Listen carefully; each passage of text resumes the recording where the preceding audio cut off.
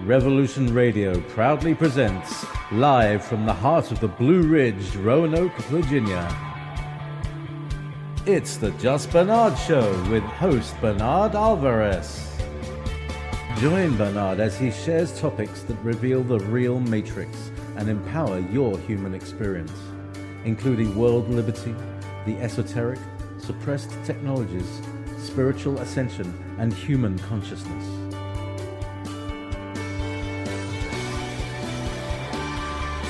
Humanity has awakened, and our time has come to realize our full potential.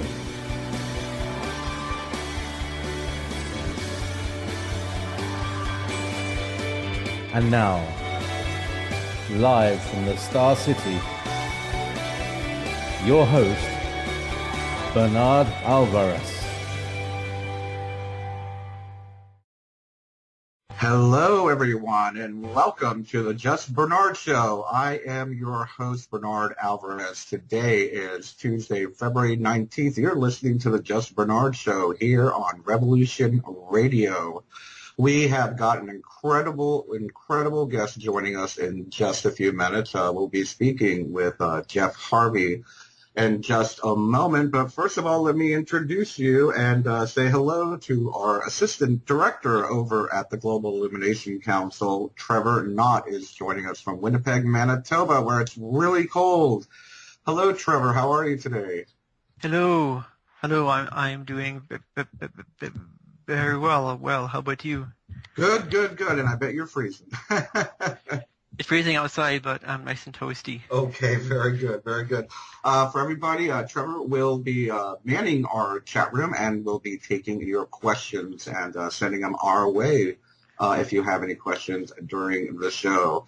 First of all, I'd like to welcome everybody to our first show here on Revolution Radio. As many of you know, we used to do the Just Bernard Show on GIC Radio. But we decided it was time to move up in the world, and we're very happy to be here on Revolution Radio with our good friends Roxy Lopez, Kathy Bilstein, and so many others here. So we thank you for tuning in, and we hope you like what you hear. I have a really big, good feeling you are going to love everything we talk about on this show. So without further ado, let me welcome our very first guest here on Revolution Radio, Jef Harvey. He is, for those of you that may not know who Jef Harvey is, Jef spent 6 years in the United States Navy and was inducted into a watcher group that infiltrated many of the NWO-controlled military organizations. He was assigned to EC Division, an electronics unit on board the aircraft carrier USS John F. Kennedy, CV-67, and worked in the Intelligence Center. Today, Jef is board certified in nutrition and specializes in detoxification protocols, utilizing homeopathy and oxygen combined with hydrogen. Today, Jef is joining us to speak about many things, from radionics to the brain matrix, to ways to get off petroleum, detoxing. We've got a really information-packed show for you today. So without further ado, let me welcome our good friend and our guest today, Jef Harvey. Hello, Jef. How are you? Hi, Bernard. Hello, Trevor. Good to be with you. And we're very happy to have you here to be our first guest on our show here on Revolution Radio. Jef, you have been on our show several times in the past and did a webcast with us, which everyone absolutely loved. The information that you share is so important in today's world, and I want to thank you for taking your time out today to join us. Well, I'm more than happy to see if we can't help bankrupt the Jesuit New World Order and bring a little bit more power back to the people. Yeah, absolutely. That's what we're trying to do. We're trying to create a new paradigm and get away from that old world order, as we say. Correct. Let's start off a little bit, Jef, just to introduce and and let our new listeners get to know you a little bit, those that may not know you. Could you just share a little bit about where you were and how you ended up where you are today? Sure. I grew up in a little town in Pennsylvania. Population was, I don't know, around 590, something like that. So well, most of my time was spent fishing and hiking and hunting and doing things that young boys do in the country. And as I got a little older, I liked to get up early, and my dad basically taught me some interesting tricks for manipulating my subconscious so that it would wake me up and I didn't need an alarm clock. So I started doing that, and then he started teaching me some mind over matter techniques where you can literally stiffen your body up like a board and be lifted up and placed between two chairs. You just lay there like a board. And then, of course, you come back down. But what that does is it opens up certain areas of control for your mind that most people don't realize. And in some of the Hermetic sciences, they use a lot of those tensing, relaxing techniques to get the mind in a state where it can do things. So I did this at an early age, and then, of course, it was interesting that I was able to start having all kinds of interesting dream states where I would be asleep. I'd have a baseball game or softball game with somebody that I invited in, and then the next day I'd wake up and go talk to them about how the game went. So basically inducting into your own dream state another human being so you can share a dream state. So I did some of those things that were interesting. And then when I was 8 years old, my little brother was born. And my dad wasn't the type to go to a hospital and watch these sort of things. So he took myself and my older brother fishing on the Lackawaxen River while my little brother's being born, which I thought was kind of comedy now. But the point is we were there, and we actually saw a UFO go over and did commentary on it. And it was an interesting occurrence because it was the wildest thing I'd ever seen before. So there are many anomalous things that happened throughout the years. And basically what happened was later on, I had asked Dad, he stopped traveling a lot and working remotely. And I said, why don't you travel anymore? And he said, because he'd rather go there in his mind. And I didn't know what he was talking about in those days, but then I found out later, only just a few years ago, that Dad was really big on astral travel. So it turns out that I'm in a family where they have skills, but they don't talk about them. My mother is incredibly intuitive, and that's where I got my intuition from, and my astral projections, obviously Pop produced a lot of that for me in the genetic code. But we all have these things, and so in high school, I realized I was going to be an operative, and I went into the U.S. Navy, and I got inducted into a group. These men were people who, they knew that the military and several other organizations around the world had been taken over by the Jesuit New World Order. And what happened was they wanted to keep tabs on them and see what the plans were so that they weren't harming the public like they planned to do. So my job as an unhandled operative was to go in and infiltrate. And it was interesting because no training, no anything. The only thing I had was martial arts training from Master Co. And they threw me to the wolves, and off I went and did my job.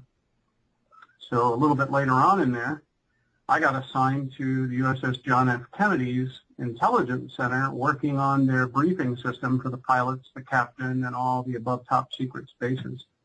So I was in a prime place to spy, see what they were doing, and report on what kind of nonsense they were pulling they shouldn't be. And as you know now today, you see in the news that all these countries hate our guts because we went in and we would foment revolution in these countries, and we would replace their leaders with our puppets so that they would come to heal and give us their resources.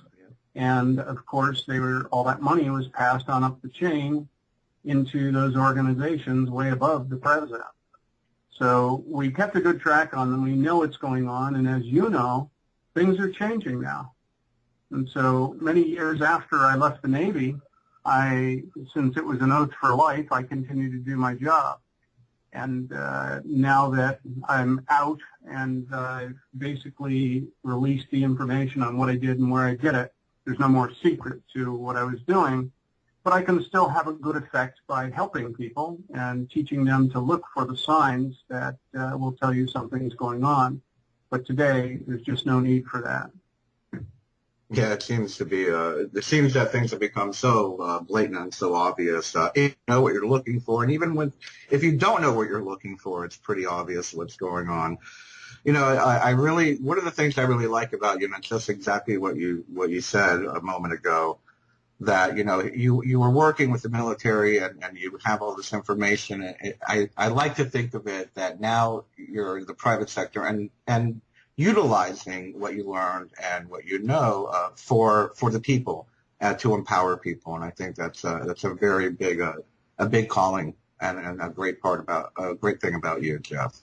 There's only two paths out there: service to yourself and service to others. Mm-hmm. And you can serve yourself while you serve others. So my deal is that if you're just going to serve yourself, you're really not going to advance very far in your own evolution, your own ascendancy, whatever you'd like to call it. So for me, I made a lot of mistakes when I was younger, and I've harmed a few people, and, you know, I'm sorry for what I did. And I look at it this way. Now I'm going to do my very best to assist as many people as I can to benefit them. And, you know, it's the right way to look at life, I think. Absolutely, and that's a very clear definition of how I like to live my life, or try to hold myself in regard to my path as well. I've been watching the way you work lately, and my only complaint about you, Bernard, is you work a little too much. Yes, thank you. You're doing a fabulous job out there, getting the word out and getting information to the people, but you need to take a little break once in a while. Yeah, absolutely. And, you know, thank you for that, Trevor. Trevor's going to help me with that today, actually, after the show. You know, and with that being said, I got to tell you, and I'm hoping that we can move into a topic of discussion here with what I'm about to say, is last, I think it was Thursday or Friday, I ended up getting sick again. And I mean swollen throat glands, the glands under my tongue swelled up, no fever, a little bit of body ache, but no nausea. It wasn't like a flu. I guess it was some type of infection, but I want to say, and I want to let everybody know, and I'm wondering if people are going through the same thing out there, is that I'm someone who does not get sick. I mean, maybe once every 2 years I'll get like a 3 or 4 day flu. And this year, starting 2 months ago, I've been sick 3 times, and I'm hearing that from many, many people out there right now. And you and I had spoken last week a little bit about this, for lack of a better term, this mutant flu, or whatever you want to call it, that just doesn't seem to go away. And I don't know if it's lingering in the background, but I was wondering what you've learned about it and what your observations are. You know, what's going on this year with this crazy flu? It's a very disgusting little piece of work. I'm convinced it's an Army bioweapons platform that was being tested on the public. And as we all know, Fort Detrick is the center for a lot of that nasty stuff. And there are others out there. There's other bioweapons labs all over the place. So let's skip right ahead to 2 things. Number one, yes, I'm seeing tons of this going on. I went through it several times. You would get rid of it, and you would reacquire it a week later, only at a very reduced level. Some people would reacquire it at a much higher level. And I'm talking about people who are unbelievably healthy and take good care of themselves. Like you, they don't get sick. Yeah. So we know that it's more than likely a bioengineered flu or viral strain, but there is some hope. There's a product out there called Lauricidin, Lauricidin, and it's actually, the active ingredient is monolaurin. It's an extract of organic coconut oil, and it basically chews the protein coat right off of the virus. So it's extraordinarily powerful for eliminating things like this. Now, depending on how your physiology works, you may only need to take a scoop of it to knock it down, or you may need to take 3 scoops, or you may need to take multiple scoops a couple of times a day for a couple of days. But it shortens if you take it after you've gotten the flu instead of as a prophylactic during flu season, which I recommend. You know, take a scoop every other day through the flu season and keep yourself protected so that you shut that stuff down before it even takes a hold in your system. But let's say you picked it up, and now you notice you're in full-blown whatever it is that's on you, whatever crud. You would take multiple doses, starting off with 3 immediately, and then you would knock it down to maybe 2 and then down to 1, and then the next day try that cycle again, and then give it a couple of days to see if it gets rid of it. But what happens is that typically by using this, which is a natural product, it does not destroy the good bacteria in your intestines, which are a huge portion of your immune system. So you wind up getting relief without harming yourself. Whereas if you were to take antibiotics, it doesn't matter what antibiotics you take, they are going to destroy good and bad bacteria. And the worst of it is most antibiotics will actually help some bad bacteria grow even bigger and stronger and take over the population areas where it killed off the good bacteria. Wow. So antibiotics are literally the dumbest thing you can put in your body. They should be the last resort after trying homeopathic remedy to see if you can solve the problem. If you can't, then yes, you need to take a pharmaceutical. But it's very rare when that's necessary. You know, on that note, let me just jump in here and say that on Saturday, and actually Saturday and Sunday, I was feeling really bad. My glands were very, very swollen. But on Saturday, I had begun a protocol of doubling up on my vitamins, taking massive amounts of fresh raw garlic just by the teaspoon every couple times a day, rinsing with salt and vinegar and baking soda, you know, doing the gargling and all that stuff. And I got to tell you, on Saturday, my glands were like swollen like crazy. Today's Tuesday, and there is no sign of inflammation, no sign of that anything was wrong with me. So the homeopathic does work. Yeah, the allicin that's in the garlic is a very good fighter of these type of immune system issues. The only thing you have to be careful of, just like an antibiotic, it will also kill off good bacteria cells. So when you do that, you should follow up with probiotics. When I get different patients that will come to me and they've had multiple runs of antibiotics and wiped out all their immune system flora, one of the first things we do is we put them on a prebiotic and a probiotic to rebuild that flora and to squeeze out some of the bad bacteria so that we can recolonize their intestinal tract. And, you know, there's sometimes you've got to do something to solve this. So consider next time, if you go to the website, it's listed as Jef Tech Microbe Wipe. The site is www.jeftech.net. But if you go up there into the store under cold and flu, there is these canisters of monolaurin, and the stuff works well. And it will not harm your good bacteria and still wipe this nonsense out. Wow.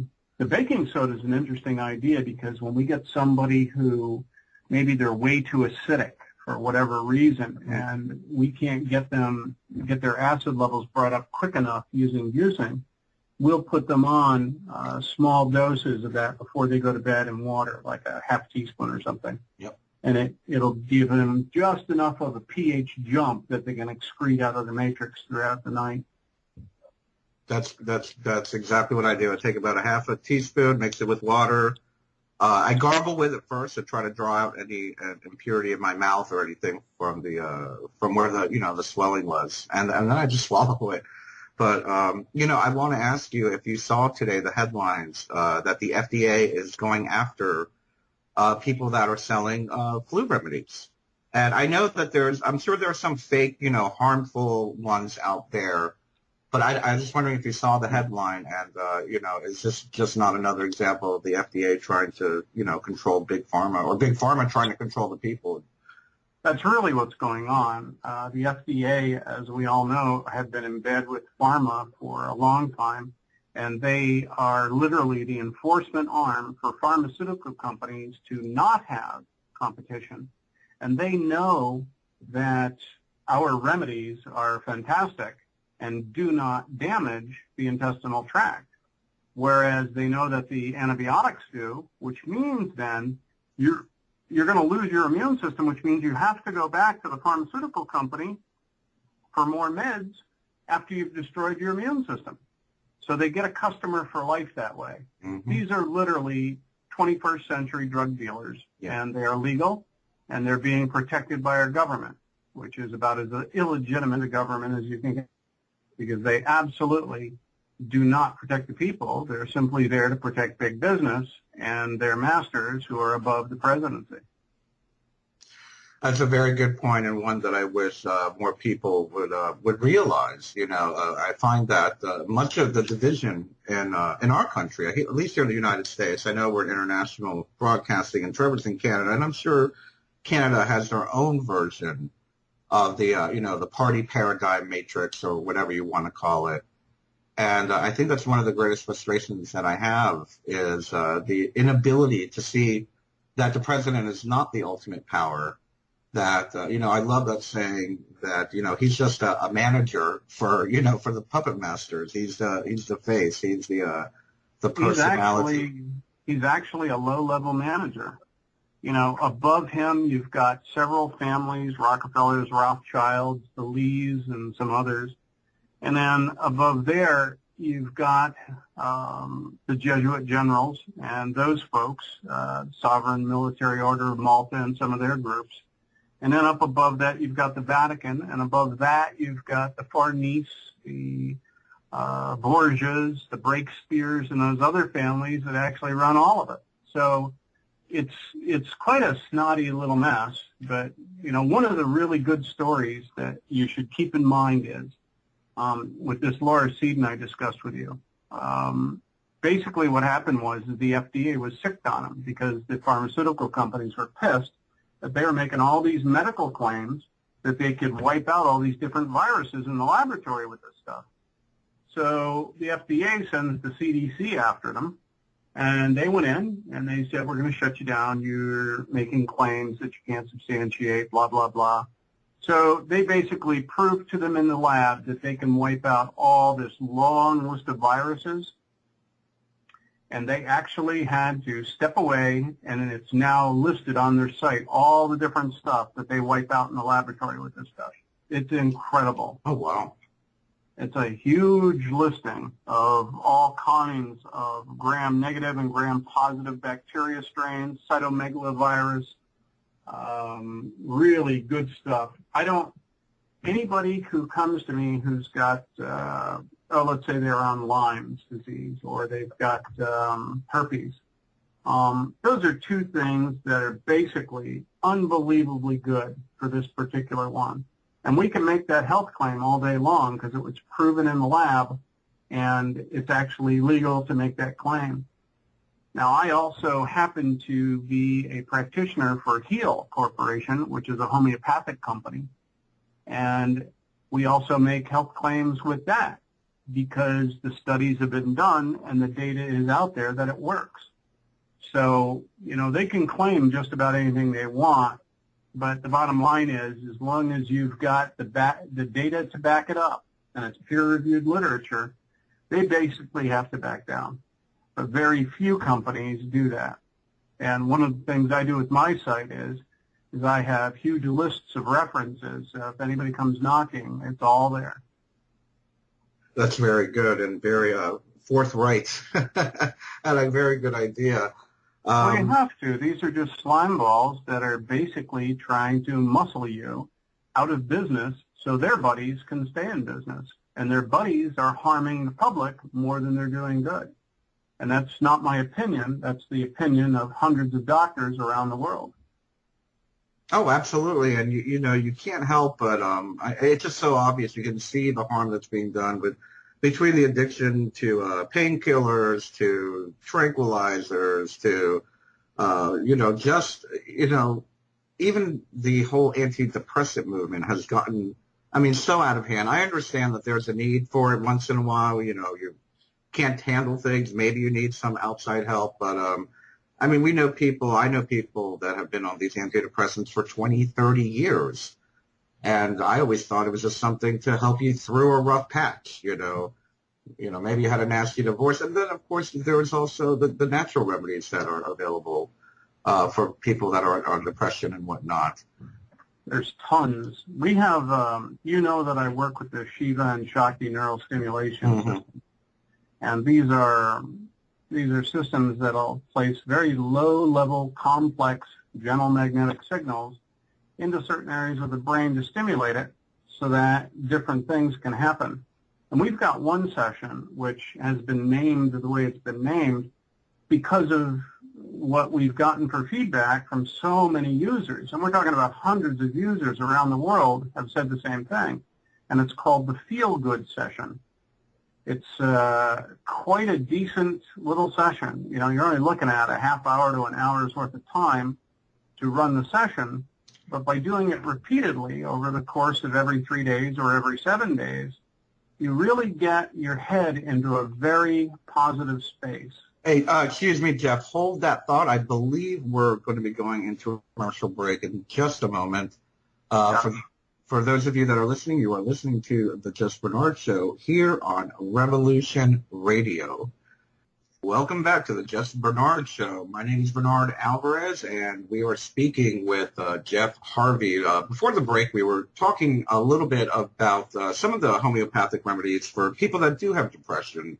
I was making a comment how too many people are on these so-called psychotropic type drugs for way too many years, and I was asking Jef what he knows that could be helpful for people with depression in a natural form versus most of these are fluoride-based antidepressants, from what I understand. One of the things that I'm a fan of is not using pharmaceuticals unless it's an absolute last resort and nothing homeopathic or natural will work. And there are situations when that happens to us there. So one of the things that I suggest for people who are interested in doing work on mood issues and things like that, if you're looking for natural remedies, Heal Corporation makes a couple of really interesting homeopathics. They're little tiny tablets. Like right now, I have a coenzyme compositum, and I have a tonsilla compositum under my tongue as I'm talking. So you can work while these things dissolve into the buccal tissue of your mouth and go into the bloodstream. And they're natural. They're homeopathics.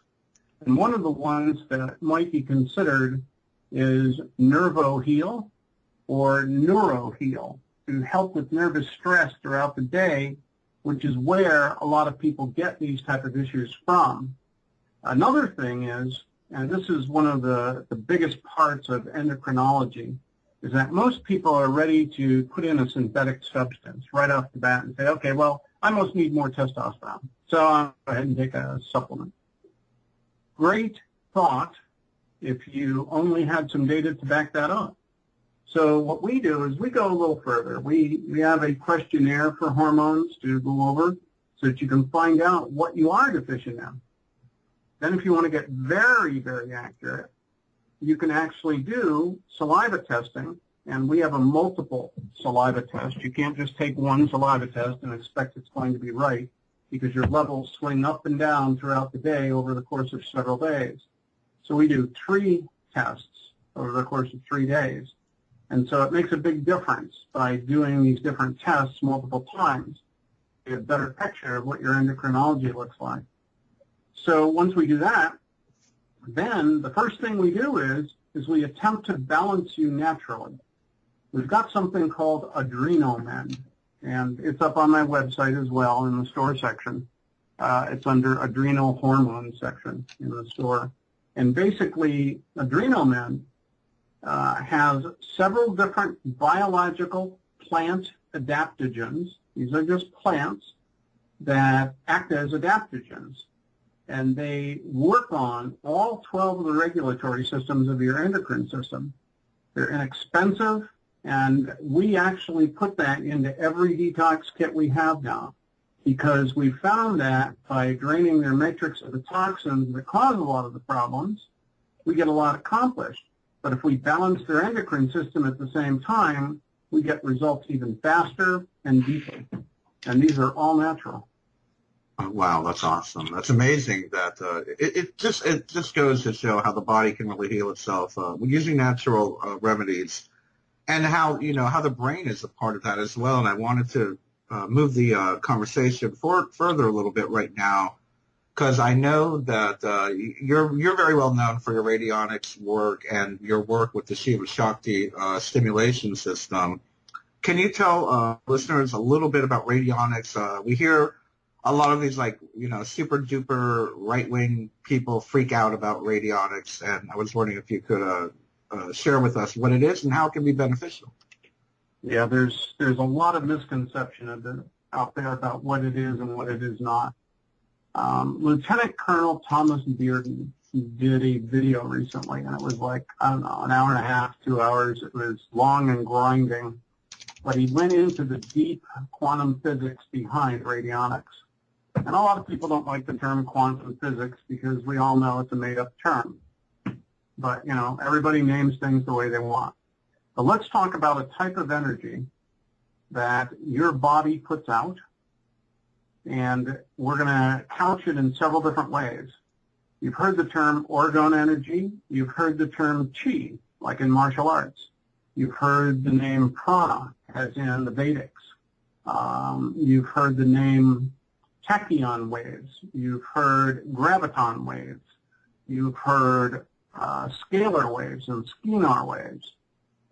Just to make it clear, we're talking about the same thing. Just different people have named things different things, but what it really is are waves that are generated, and your human biofield puts out these waves all the time.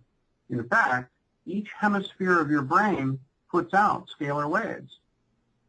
And when you focus on someone or something, what happens is you're transferring your energy through those waves to the target. And those two waves come to a point right at the target, and they interfere with each other. This is called an interference pattern. It's actually the basis on how a holograph works. They take two laser beams pointed at a target. One of the laser beams has a picture modulated on it. And when that beam with the picture strikes the side of the other beam, it creates what's called an interference pattern at that location, and it generates a 3D holographic image. Well, your mind does that naturally and has since you were a child. So radionics, you can do a radionics operation simply with your mind, but you need to be able to focus long enough to pump enough energy into it so that you can get something to actually happen. And what it really boils down to at the subatomic level is you're just moving electrons around in energy. But the basics for why this works is at the very inside of the nucleus on every atom, way down below anything we can even measure yet, there are particles down there. And each one of those has an imprint of everything that has come before it. We're talking about your nose hair, the rock on the back of Pluto. Every other item has an imprint unbelievably small in each of those atoms, which is why we're all connected. So if you were to take and you were to focus energy into the ether, or the matrix, whatever you want to call it, the vacuum of space, in that vacuum, all these particles are there all the time, and they're coming into existence physically out of nothing, and then they are going back out in such a short period of time it can't even be measured, and they call them ghost forms. And we're talking about everything: particles of oxygen, particles of iron, particles of gold, platinum, silver, particles of water, you name it. And they're coming into existence and back out again almost instantaneously. But if you were to feed energy to one of those particles long enough, you could actually get it to come into existence from the ether. And it's not coming out of nothing. It's basically particle and masses that are actually congealing into those different matter forms. So radionics basically is you use your mind to start an operation, and then you use a radionics device with a chi generator built into it that generates these waves. And long after you stop focusing on the operation, your generator is still pumping massive amounts of energy to that thought form so that it can actually affect physical reality. And I know that's difficult for a lot of people to even conceive, and there are many physicists who won't even entertain the idea.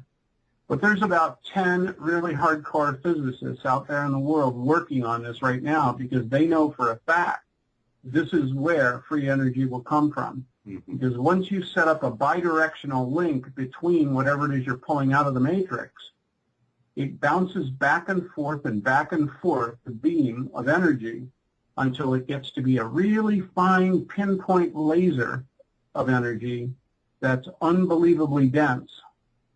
And what happens is you can then start drawing back more than you put in. And that's one of the real secrets they don't want out. That's one of the reasons why that video that Thomas Bearden put out on the web is no longer up there.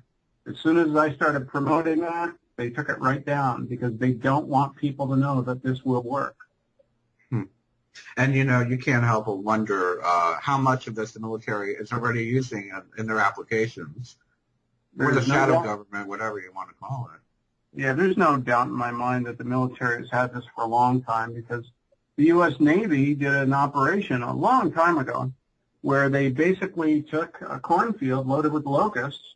Outside of the cornfield, they drove a stake in the ground and put a box on top, and inside put a bottle of pesticides.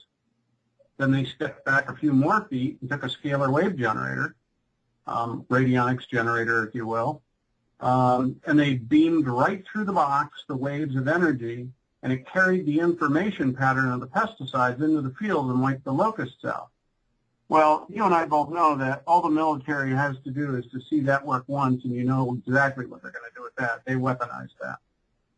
Oh yeah, absolutely, absolutely. So we have a very good chance that it's not only being applied.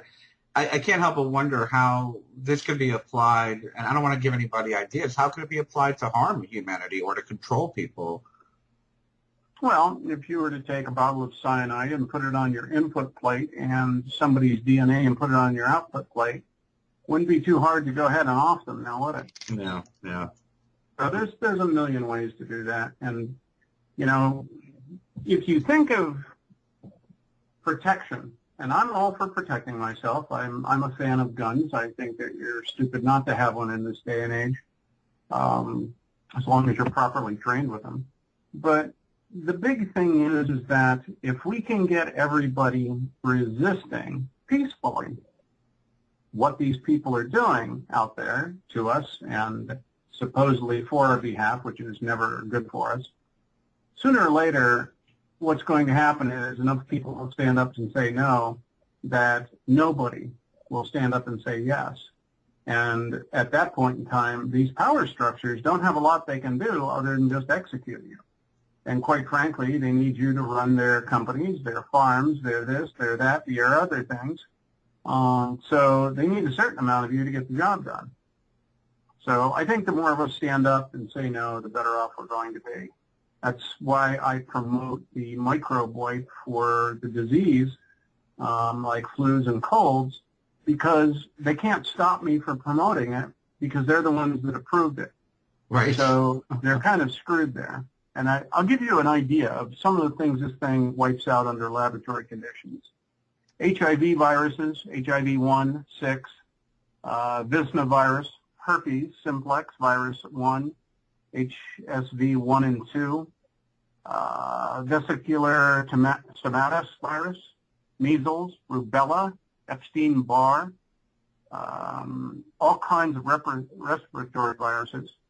The dengue virus, you've heard about West dengue virus, that's pretty nasty. Leukemia, cytomegalovirus, Semliki forest virus, lymphocytic choriomeningitis, human papilloma, pneumovirus, hepatitis C, and all kinds of gram-negative and gram-positive things like anthrax, chlamydia, listeria monocytogenes, which, you know, they're finding stuff in the genetically modified foods like this all the time, gonorrhea, Staphylococcus aureus, Heliobacter pylori, H. pylori, as you know, and that's groups A, B, F, and G, streptococci. So you're looking at massive amounts of viruses that can wipe out. And that also includes MRSA, Clostridium, and mold Aspergillus niger, Saccharomyces cerevisiae penicillin, ringworm, and a couple of others like Candida albicans and Giardia. So when you've got an item out there like that literally can help bankrupt those pharmaceutical companies, it's only right to get it out there and make sure the masses can get it. And it's not expensive.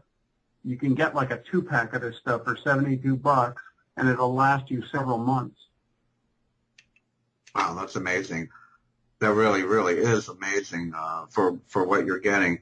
I have a question here, actually. We have our fellow host here on Revolution Radio, Roxy Lopez, is Skyping me on chat, and she wanted to ask you, Jef, what is the difference between the, I'm sorry, what is the product called? It's called Lauracidin, and I have it listed on my site as Jef Tech Microbe.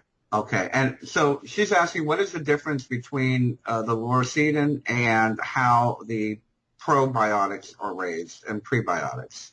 Oh, okay. And by the way, hi, Roxy. Good to hear from you.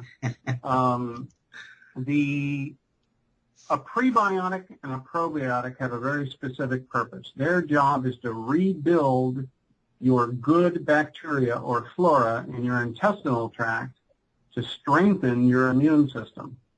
And basically, there are multiple strains of bacteria, and there's something most people don't realize about taking probiotics. There's two things you have to pay attention to, and, well, several. But one of them is you need multiple strains. The more strains, the better. They must be non-competing strains, meaning that each one of the strains cannot fight each other when they get in there. They need to work together so you can colonize more area. 90% of the probiotics on the market today are strains that will compete against each other, which means the first strain goes in and starts colonizing the wall with nice flora bacteria. The next guy comes in and beats him up and takes his place, instead of working alongside of them to rebuild more terrain. So the prebiotic, its job is to feed the probiotic what it needs to eat to colonize better. And the microbe, its job is to wipe out bad bacteria. Excuse me. Okay. Flus, viruses, things like that, without harming the good bacteria. Well, that's very good to know, because we were talking about that earlier. To move on, again, speaking of the work that you have been doing, and I thank you for answering that. I hope that answers your question, Roxy. We had spoken last week a little bit, now that we're on the idea of health and progressive ways of becoming healthier. You had spoken to me a little bit about using frankincense, of all things, to repair tissue. And I find it very fascinating because those of us involved in the esoteric or whatnot, or meditation and whatnot, we utilize frankincense oil and whatnot on our crown chakra to help us stay connected to the universe. What have you seen, and what's some of the work that you've been doing with using frankincense to repair tissue? Well, let's look at a couple of different things. Let's look at frankincense, and let's look at myrrh as well. Now, both of these items traditionally have been used in Chinese medicine for several thousand years. So it's not some Johnny-come-lately that's not been out there for a while. They've known about this in China for a long time. Now, both of these items do something really interesting. They move chi energy through your body massively, and it jacks you up. You can literally take a couple too many of these, and it's as if you had a whole pot of coffee. You'll turn into a chatterbox for a couple of hours. The nice thing is it doesn't damage you. Now, both of them move chi well. Frankincense differentiates a little bit because basically it not only moves chi energy in the body, and by the way, one of the ways you can understand how this would work is if you look at your blood under a microscope, normally it moves like a nice lazy river flowing. You'll see the blood molecules go by. After taking myrrh or frankincense, it rockets across that slide. It is unbelievable, the speed increase in the way it moves. You'd think it was alive, which of course it is. Right. So the other item that we're looking at here is that frankincense is able to help with tissue repair internally. Now, I never knew what the method of action was, but I knew it worked because of the Chinese medicine that I had studied for a while. And I talked to a lot of people, and I used it with a lot of people. But basically, they found out that there are several compounds inside of the frankincense. And evidently, one of them, according to this doctor, an immunologist by the name of Mahmoud Sahil, basically they found out that what it does is it stops the spread of cancer, but the way it does it is that your DNA code gets corrupted within the cell's nucleus. And so, of course, the frankincense, it turns out, happens to have some kind of a reset-like function so that it can tell what the right DNA code is supposed to be. So it basically will recode that DNA. So it separates the brain of the cancerous cell, the nucleus, from the body and the cytoplasm, and it closes down the nucleus to stop it from reproducing corrupted DNA codes. And so they're now trying to find out what the component is and actually isolate it. But, you know, in Chinese medicine, we really don't care. Just take the darn frankincense and shut up. Mm-hmm. You know, if you want to isolate it, great. But in the meantime, let's help some people out here. Let's not say, well, it'll be 10 years till we separate it. That's nice. What are they going to do until then? Right, right. And then when they separate it, they'll turn it into a product and whatnot. That's exactly the thing. And I don't have a problem with them turning it into a product and using it, as long as it's reasonable cost. Yeah. But what I do have a problem is saying that, well, until we finish this work, you can't use this. Now, they make claims that, you know, it can be an allergen and things like that. But anybody who knows anything about allergies knows that your IL-1 and IL-2 responses have a lot to do with how plugged up your extracellular matrix is. Mm. And, you know, that's what I do all day, every day with Detox, is I clean up people's extracellular matrix. And I use the Heal Detox Kit. It's simple homeopathics. It'll strip the toxins right out of your matrix. And it's really cool the way it helps with people with allergies. You run a couple of kits on them for about a year, and boom, all of a sudden they're no longer reacting to things that they shouldn't be reacting, like pine pollen and things like that. Right, right. So interesting stuff. I've been using it for a long time, several years. I've even built a couple of supplements out of it. One of my supplements that I built uses ground up frankincense, ground up myrrh, and I mean monster quantities of it. Wow. And then it uses the ribose, which is a 5-pentose sugar, which helps your ATP channels produce energy better. And then, of course, I put in it the organic MSM sulfur to help transport oxygen through the blood faster and help with regeneration of your cartilaginous tissues, like your connective tissues. Very good, Jef. I believe we're going to be going to break in just a few seconds. I just want to let everybody know you're listening to the Just Bernard Show here on Revolution Radio with my guest, Jef Harvey. The hour you're listening to the Just Bernard Show, and I am Bernard Alvarez. We are speaking with Jef Harvey. If you are interested in learning more about Jef's work, you can go to jeftech.net. That's JEFTECH.net. Also, if you're new to hearing my voice and new to hearing my show, by all means, you can find me at thegic.org/justbernard, or just go to thegic.org and see what we have going there. We have lots more similar stuff that we're speaking of here today on our show. Jef, we were just talking, we are talking a lot about health issues and whatnot, and one of the things that you specialize in is clinical detoxification, and you've been doing some work now with new detox protocols, and I was wondering if you could share with us some of the newer work that you're doing now with this forward-thinking detox. Yeah, there's a couple of neat things that have come on the horizon that I'm now convinced are integral parts of this. Normally, when we get someone who's trying to either improve a deep chronic disease state, maybe they've got Lyme's or they've got fibromyalgia or maybe even Alzheimer's. As you know, I cured my own Alzheimer's years ago. And I was a little bit young to be even having it, but toxin deposition on the brain it's basically a result of all the things you put into your body, and they gravitate to different areas. And so it was easy to get rid of, but here's some of the things that we do. We use the Heal Detox Kit, and all of these are on my site. The Heal Kit will actually strip out toxins out of the liquid that surrounds your extracellular matrix around all of your cells.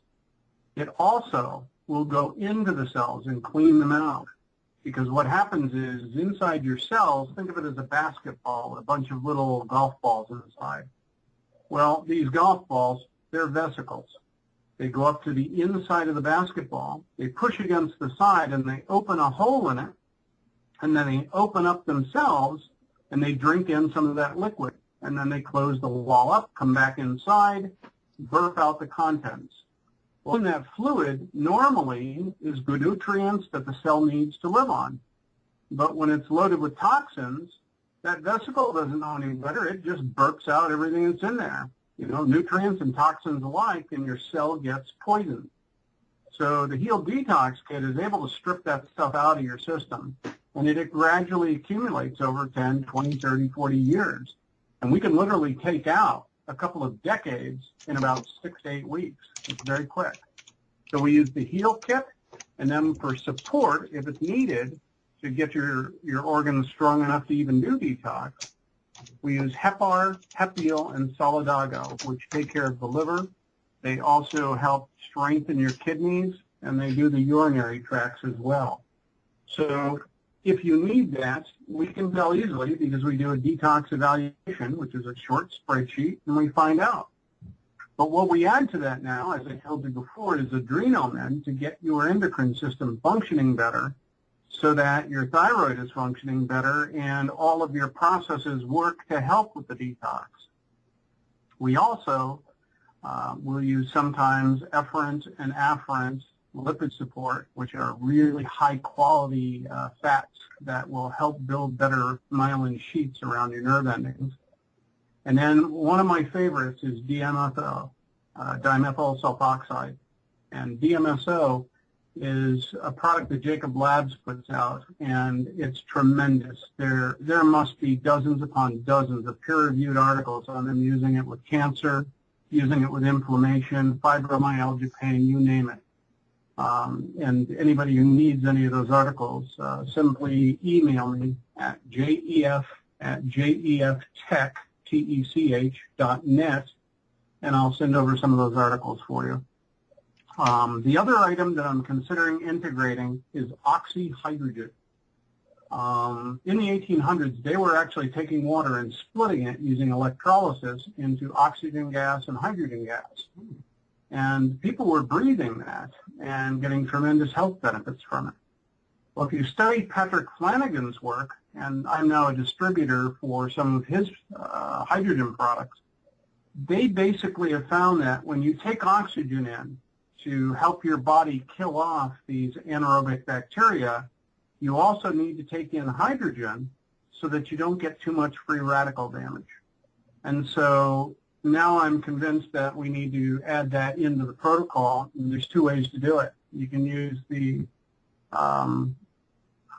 hydrogen supplement, which is the mega hydrate, or you can do that and perhaps use the gas and just breathe it.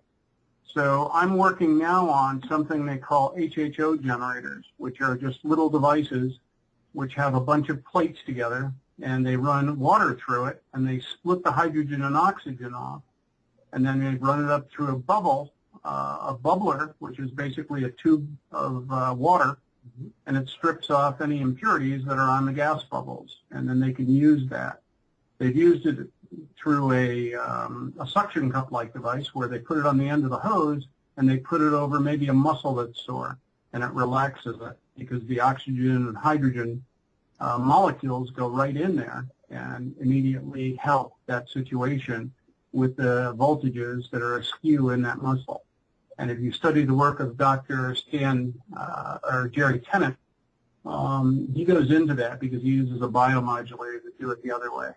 So those are some of the changes that I see. Wow. And then we have one more that's pretty important. In the hormone testing, we can now test an 8-year-old girl. And we will know from her hormone testing at that age whether or not she's going to have a particular kind of PMS or not later on, and if she's at risk for diabetes. That's how accurate this has become. Oh, wow. And the last test we have now is you can do DNA testing now on people inexpensively, $100 or less, and you can actually test the methylation pathway deficiencies and supplement with some of the newer methylated forms of nutrients like methylcobalamin, which is a B complex that's methylated. And the reason we use certain ones of these is because they're the only ones that actually cross the blood-brain barrier. I use them myself, and I've gotten great results with them. So those are the changes I see that should be instituted in the detox cycles. Very good. And, I've got to tell you, I'm looking at your picture right now on the Skype switchboard. And I've known you for, about 2 years now, and I think you're looking younger, Jef. I swear, whatever you're doing, it's working. Well, that's actually the green vegetable juicing. I was at a health expo the other day during a booth, and one of my patients, she came up with her husband and introduced me. And he and I both had some eye issues that we were chatting, and he goes, "How is it that you're this age, you don't have any wrinkles?" Yeah. And I said, green veggie juicing. It makes a huge difference. You can take somebody that's getting a little wrinkly and put them on juicing for a year, and the elasticity comes back into the skin. It's amazing. I'm going to have to do that because I'm getting to that point now where I'm seeing my age. And don't get me wrong, I'm moving into my late 40s now, but I want to look as good as you when I'm your age, Well, I'll tell you, I'd like to look like some of these people that have been juicing since the 60s, and they're now skiing at 75, and I'm like, oh my gosh. Yeah, absolutely. And I think this might be a good time to bring this up, is you had some very severe health issues, about 5-10 years ago? And you came back from the brink. You literally came back from the brink, and I'm assuming you applied some of these protocols that you spoke of. Well, it's an odd life journey that I've had with health, because when I was younger, I didn't take care of myself. I polluted the crap out of this little shell, and I paid for it. Mm-hmm. But the biggest problem was when I was in the U.S. Navy, I was dosed with depleted uranium because of an accident on the Kennedy. And, I'm not a fan of young people joining the military. There's just no reason for it, because really, we're not protecting squat. No. We're going and stealing resources, taking countries over, and this is not who we are as a people. But when the damage from that radiation hit me, as you know, radiation has a half-life of about 50,000 years, so I'll never get rid of it all in my system. But I've found ways of ameliorating it, like radiation damage. You can use zeolites to do that, and I have those on my site, and I use them. But the problem is that if you don't get it all, and you can't keep it coming out, it will shred your tissue on the way out the door. And in the last year, I've been blind 5 separate times, and I've reversed it 5 separate times. So most people, when they go blind, for whatever the reason, they stay blind. but you don't have to if you understand how to supplement properly and to do things to balance out your system so it can heal. Now, I have leaky capillaries from a car accident about 2 years ago, and that's what triggered a lot of this. Yeah. And so what I found is I use high dose, and I mean high dose, spirulina and astaxanthin tablet. And I take them in such a high dose, you can't financially take these at this level unless you have some way of getting them in bulk. So what I do on my website for people is I put together what's called co-op purchasing, and I'm going to do this with more items over time. But basically, and I just got it in today, a new package, I ordered 20,000 tablets of spirulina astaxanthin complex. And the beta cryptoxanthins in it are extraordinarily healthy and helpful at rebuilding the retina and the eye tissue in that. So that's one of the tricks I use. The other is microacupuncture. So if there are people out there with vision issues like leaky capillaries or they've got diabetic retinopathy, my personal opinion for me is I went in to check the laser surgery out, and Dr. Pierce, who works in Scranton at the Northeast Eye Center, lied to me twice. They basically said they were going to seal off the capillaries so they wouldn't leak anymore, and I wouldn't drill the line. So I went back in, and I brought somebody with me twice, and both times I get this story, and then the last time I find out that, no, that's not what we're doing. We're completely obliterating your retina so maybe the capillaries won't keep growing and leaking. Now, what does that sound like to you? It sounds garbage. Malarkey. Yeah, it's garbage science, and the guy's a liar. So I said, I'll tell you what. And I said, is there anything I can take that will help supplement and help the eye? And the guy looked me right in the eye and said, absolutely not. There's nothing you can take that will help you in any way. And I've reversed my blindness 5 times. Cheers. So this is what you're dealing with in allopathic medicine. There's many fabulous doctors out there that do great work. And then you got a few liars that want nothing more than to make money from the surgeries. I asked them a very telling question at the end because I knew it was full of crap by them.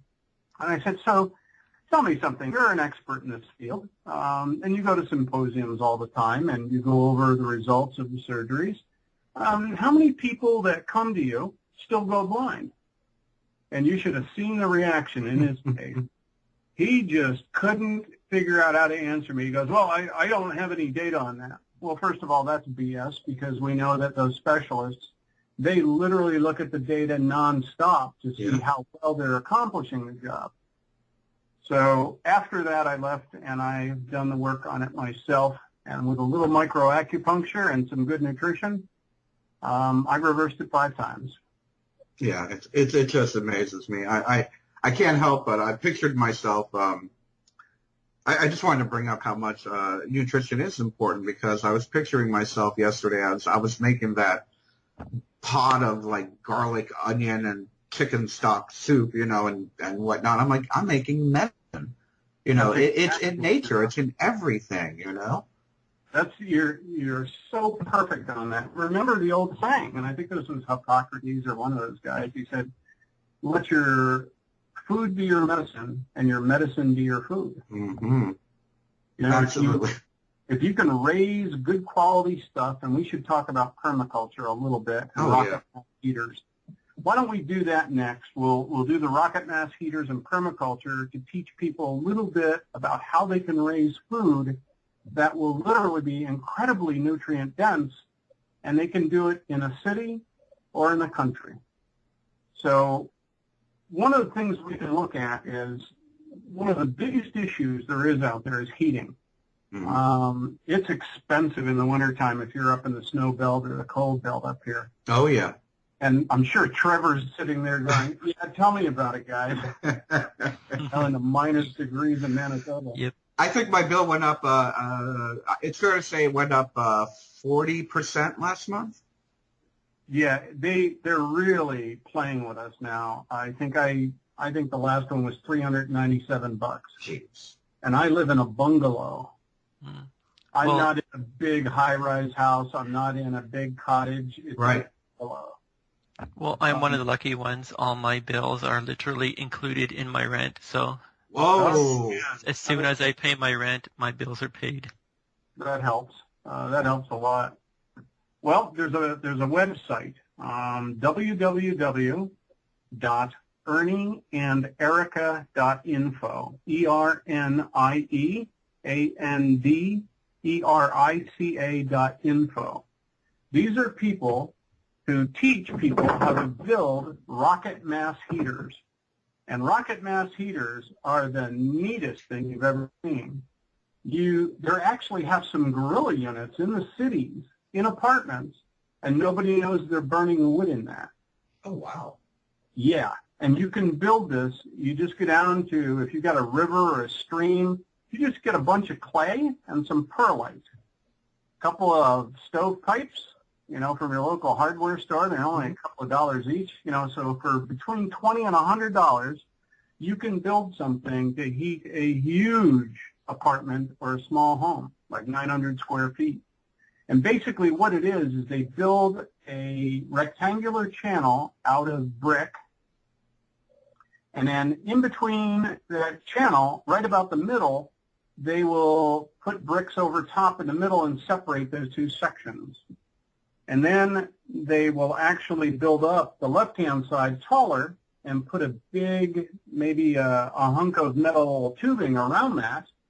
And then out of that, they have a long tube that comes out and exhausts the gas outside, but it burns so hot that it burns completely all of the toxic elements up. So you could literally burn coal in them and burn up everything but the CO2 and water. Tremendous. So if you've got a greenhouse, you could use these in there, and your plants would love you for the moisture and the CO2 that they need to survive. Absolutely. And these are dirt cheap to build. If you go to YouTube, there's all kinds of videos. If you go to that website, there's videos on how to build them. They literally have built these in a couple of hours flat. That's how easy it is. You just put a drop cloth down, put a bunch of clay on there, mix the perlite, lay up your bricks, put a few bricks together, and some of them just use stones, and then just make your channel and put your pipe on. And it's interesting. The flame in the right-hand hole burns sideways because of the vacuum coming out the pipe. Oh, wow. You get a little puff of smoke when you start the fire the first time, and then you just keep it going permanently. And the smoke goes away in about 2 minutes, and so you're done. It looks like the output of maybe a clothes dryer. That's a gas clothes dryer. Right. I was just going to ask you that if there was a lot of smoke, because I can't imagine someone in the city with all the smoke coming out of their window or whatnot. Well, that's the thing. It's literally about 13, 14 seconds worth of smoke as the pipe heats up, and you're basically done.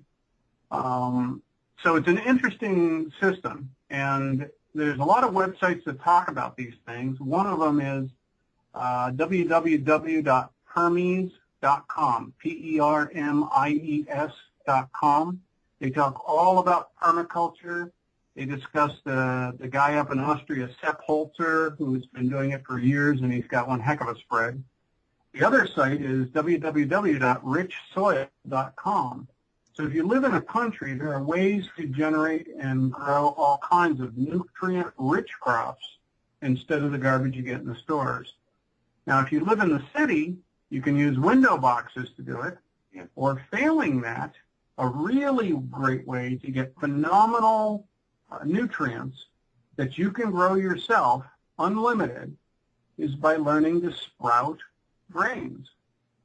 And so you can do that. All you need is a wet towel and a table. Yeah. Just spread the seed on, fold the towel over, wet them. A couple of days later, you got sprouts all over the place, and they are just loaded with nutrients.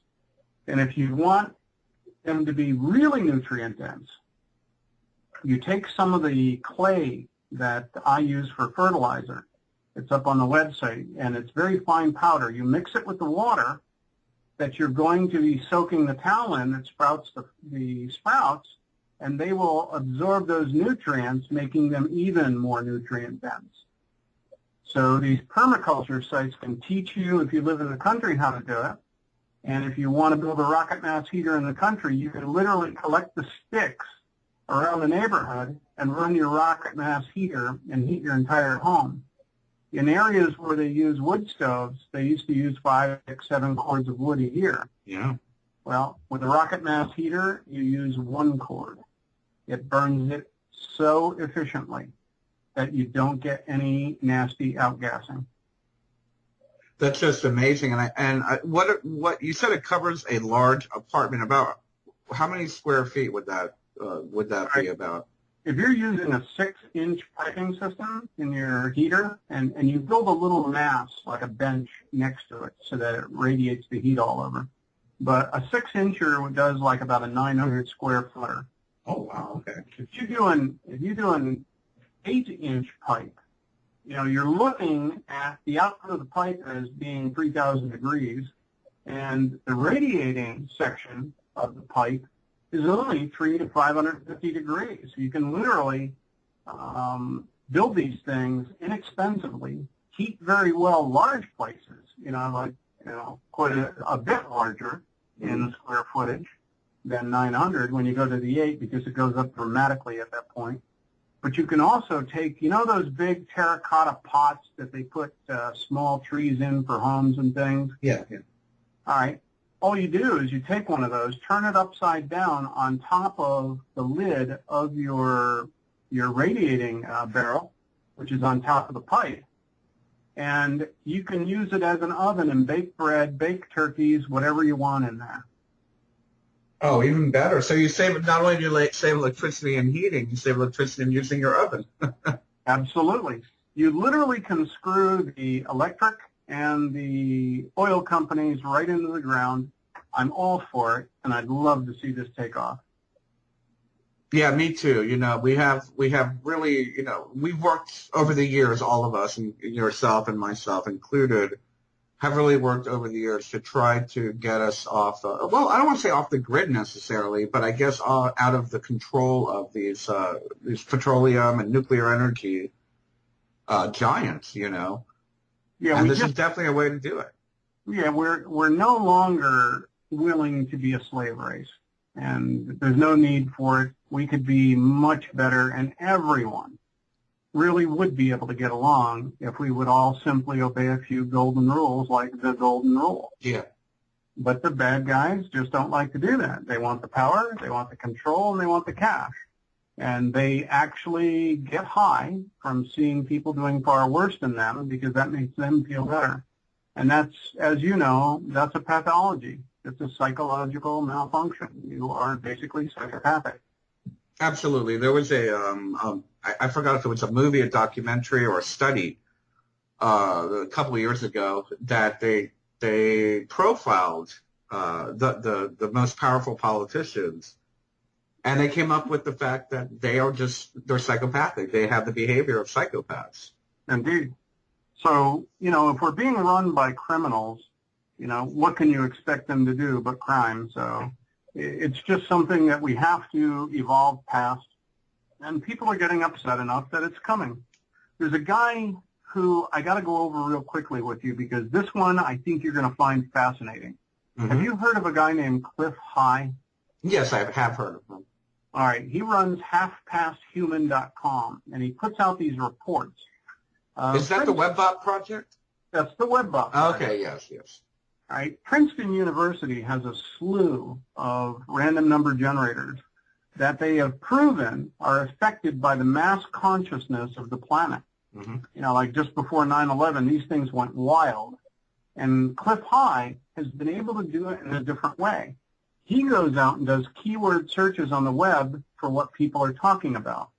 And they found that what happens is things enter our subconscious mind before they happen, like a precognitive warning.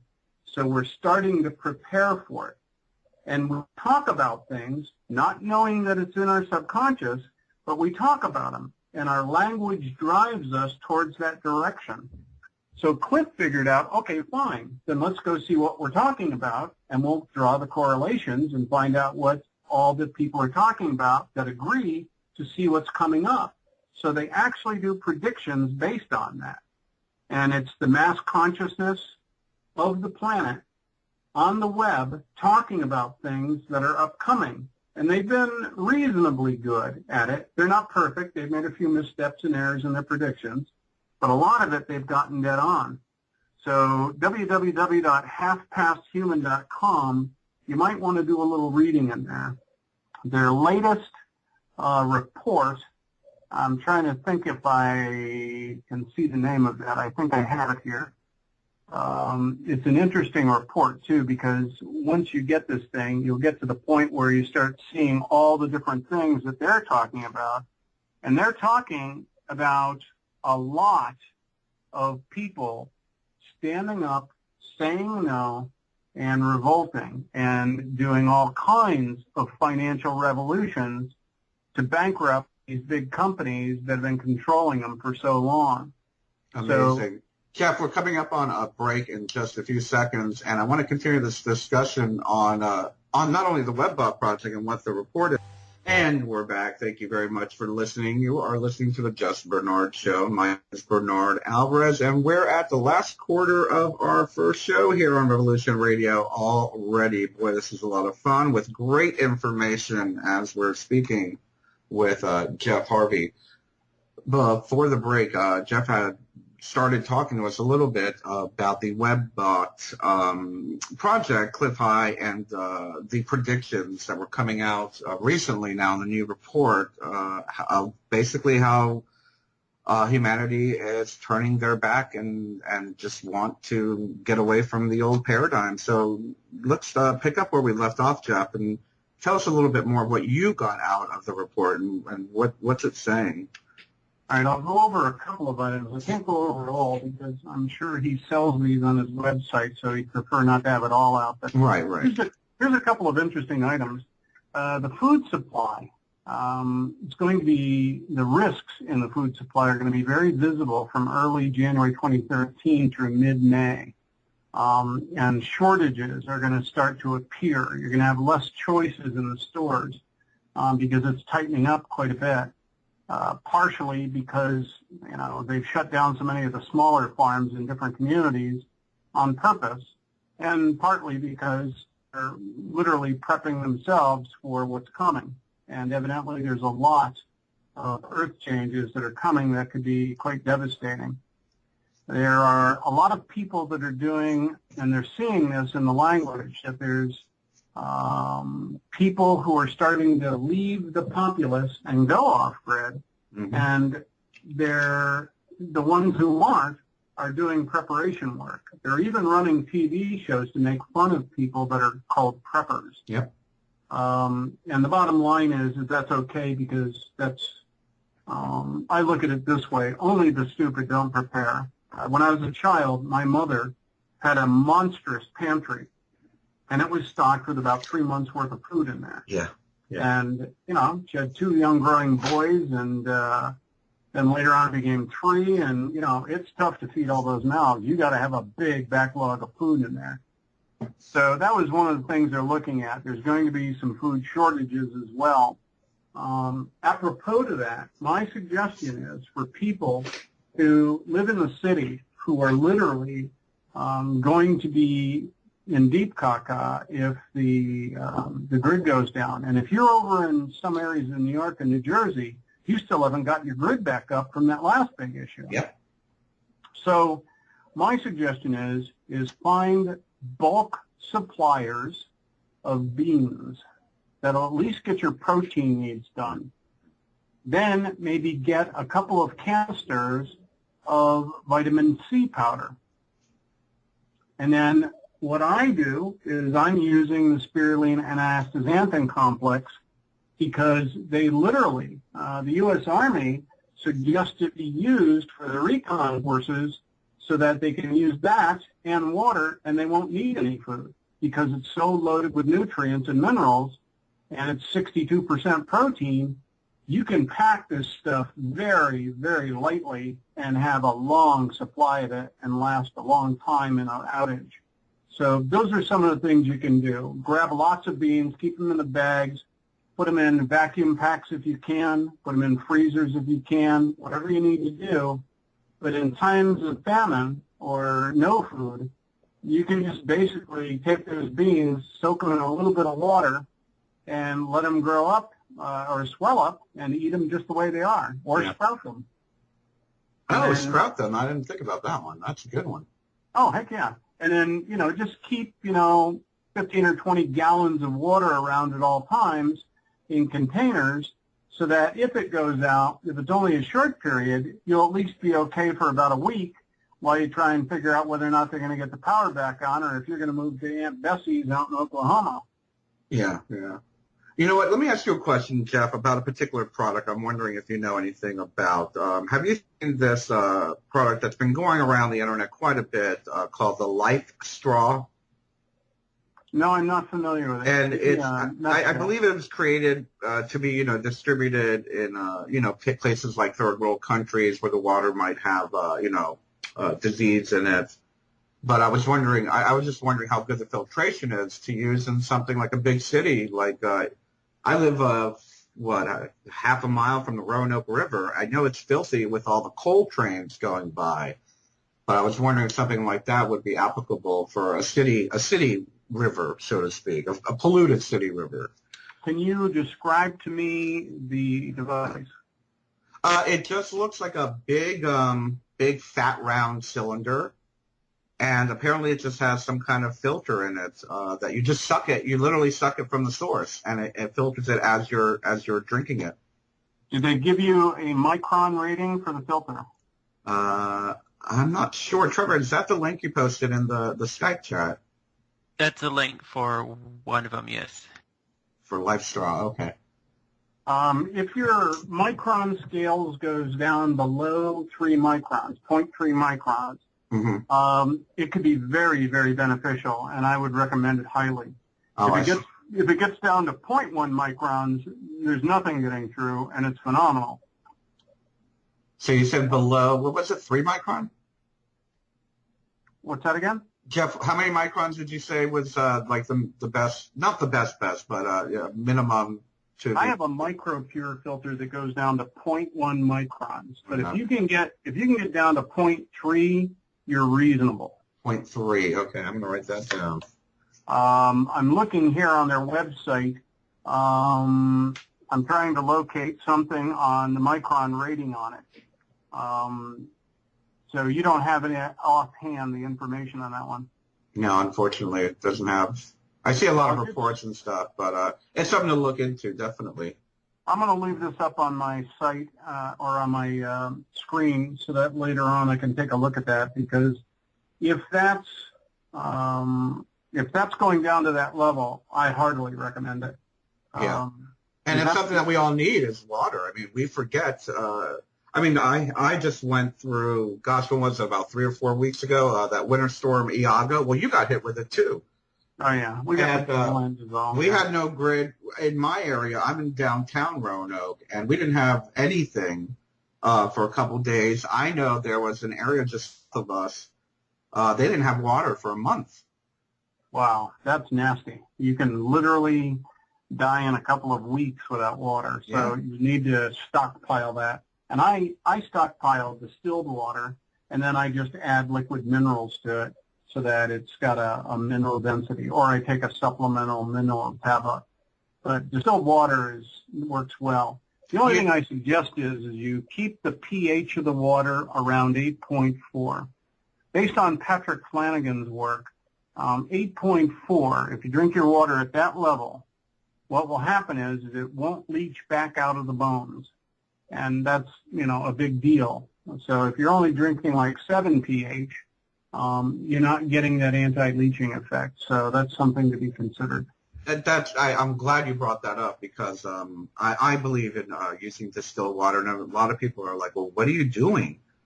And I was told, and maybe you can help me if this is the appropriate thing to do. I don't have the mineral packets or whatnot that you're speaking of, But someone had told me to put some baking soda in there to change the pH. Is that helpful at all?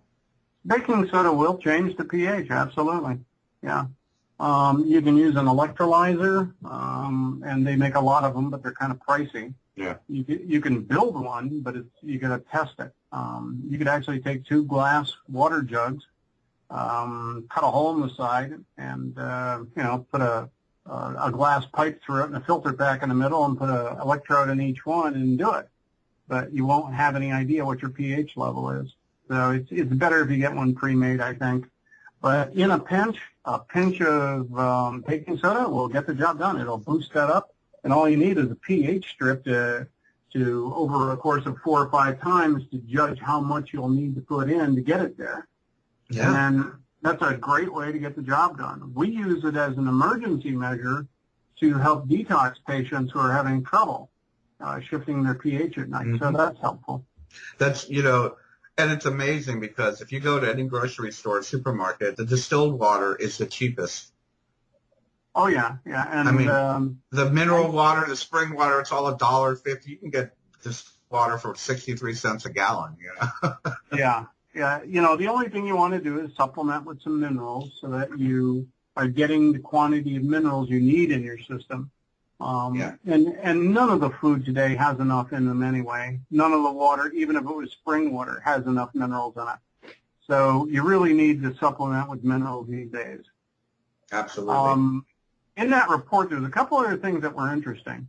There's a lot of temporal markers that are basically preceding a systemic separation out of the system, out of the financial system of people. And I've been promoting people to get the hell out of their 401ks as fast as they can right now, because you don't want to be like the people who, got caught up in that MF Global thing. A lot of mom and poppers that had invested, and then when that thing went under, the regulatory agencies, after they had pulled their money out and put it in their regular bank accounts, they went into their regular bank accounts, stole the money out, and said they were taking it to satisfy the debt of MF Global. Now, that's slimy. So you're going to see the same thing, and they're already starting to do it with retirement accounts. They're getting looted and raided. So you need to cash it out. If you take a 10% hit, too damn bad. At least you'll have your asset, and then convert as much of it as you can into silver. A little into gold, but mostly silver. Mm-hmm. But you got to be careful because they're doing a run-up on precious metals. They're trying to do something called strip mining of the people. You notice in every town and city now, you see multiple gold dealers on every corner. Oh, yeah, yeah.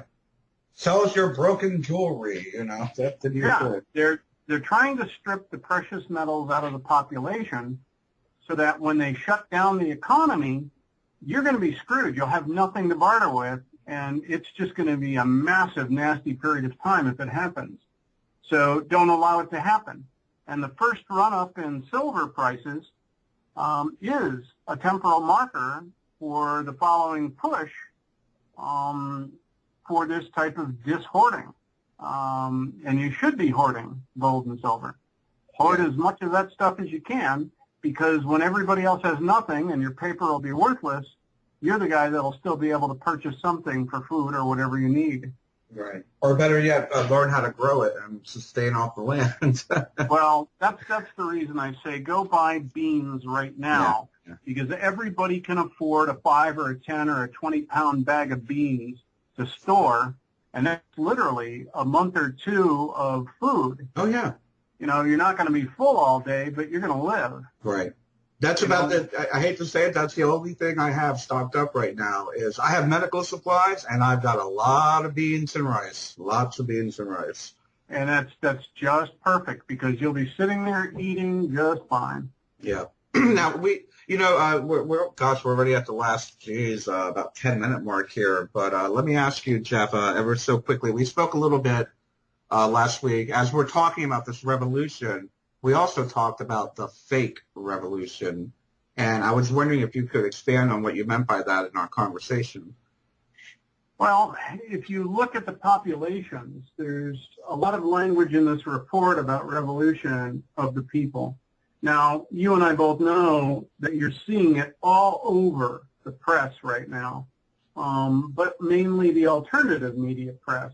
There's an outlet site that I've been monitoring called Breaking the Set, all one word. It's up on YouTube.